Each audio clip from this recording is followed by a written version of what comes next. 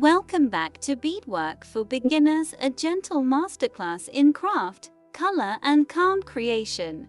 Today, we're stepping into the quiet rhythm of bead weaving, beginning with two foundational stitches, peyote stitch and brick stitch. These are the stitches that open the door to patterns, shapes, and beautifully structured designs.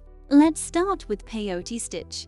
Peyote is all about a soft, even flow, a pattern that builds one bead at a time, offset like tiny bricks. Pick up your first row of beads, then weave back through, adding a bead into each little gap. You'll see the pattern form almost immediately, a gentle zigzag that feels meditative as it grows. Keep your tension relaxed but steady. Too tight, and the beadwork curls. Too loose, and the pattern loses its crispness. Peyote teaches patience, each bead placed with intention. Now, let's explore brick stitch.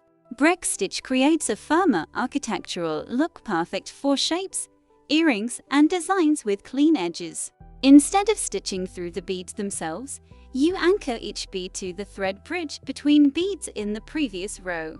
Pick up a bead, slide your needle under the bridge, and pull it snug. The beads stack like tiny bricks, giving you sharp angles and beautiful geometric control. Brick stitch is wonderfully versatile. You can increase, decrease, and sculpt your beadwork with precision. Both stitches share a quiet beauty, peyote with its soft, woven flow, and brick stitch with its structured, architectural strength. Together, they form the foundation of bead weaving, the stitches you'll return to again and again as your designs grow more confident. If you'd like to follow along step by step, the full tutorial is linked below.